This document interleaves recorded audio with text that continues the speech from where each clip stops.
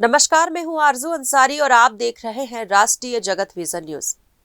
छत्तीसगढ़ में महादेव ऐप घोटाले से जुड़ा एक और बड़ा खुलासा सामने आया है। रायपुर के वरिष्ठ अधिवक्ता नरेश चंद्र गुप्ता ने आयकर विभाग के प्रथम निदेशक को एक विस्तृत शिकायत भेजी है, जिसमें पूर्व सरकार के कार्यकाल के दौरान करोड़ों रुपए की कथित मनी लॉन्ड्रिंग की बात कही गई है। छत्तीसगढ़ में महादेव ऐप घोटाले से जुड़ा एक और बड़ा खुलासा सामने आया है।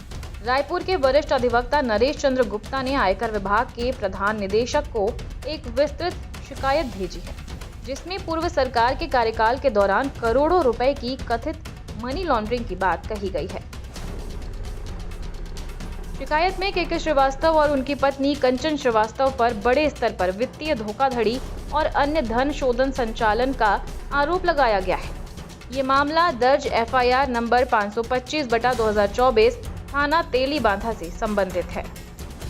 शिकायत के अनुसार रायपुर के व्यवसायी अजय कुमार ने 500 करोड़ रुपए के सरकारी टेंडर का झांसा देकर दी गई आश्वासन के आधार पर श्रीवास्तव दंपति को 15 करोड़ रुपए ट्रांसफर किए, लेकिन न तो अजय कुमार को टेंडर मिला और न ही पूरी रकम वापस की गई।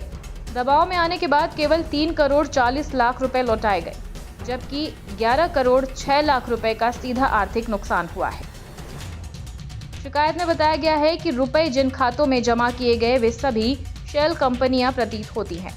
इनका संबंध महादेव सट्टा ऐप नेटवर्क और अन्य अवैध वित्तीय गतिविधियों से जुड़ा हुआ बताया जा रहा है। बल्कि सभी खातों में अंदर बाहर हुई रकम की कुल राशि लगभग 500 करोड़ रुपए बताई जा रही है। वे कंपनियां जिन पे ट्रांजैक्शन किए गए उनके नाम हैं NS enterprises, RH enterprises, Suhana enterprises, Aerojet enterprises, DP ocean enterprises.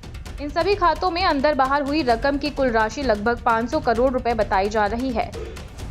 FEMA और PMLA के दायरे में ये मामला आता है।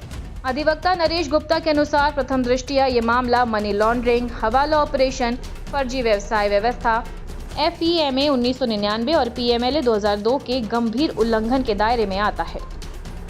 शिकायत में दावा किया गया है कि आरोपी के श्रीवास्तव पूर्व मुख्यमंत्री भूपेश बघेल के करीबी थे और उनके कार्यकाल में कई संदिग्ध आर्थिक गतिविधियों में शामिल थे। आयकर विभाग, प्रवर्तन निदेशालय और आर्थिक अपराध शाखा के द्वारा इस मामले में आगे की कार्रवाई की संभावना जताई जा रही है।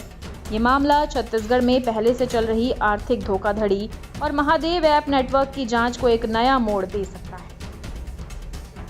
फिलहाल इस खबर में बस इतना ही। देश प्रदेश की खबरों से अपडेटेड रहने के लिए हमारे चैनल को सब्सक्राइब करें और नए खबरों के नोटिफिकेशन के लिए बेल आइकॉन जरूर दबाएं। नमस्कार।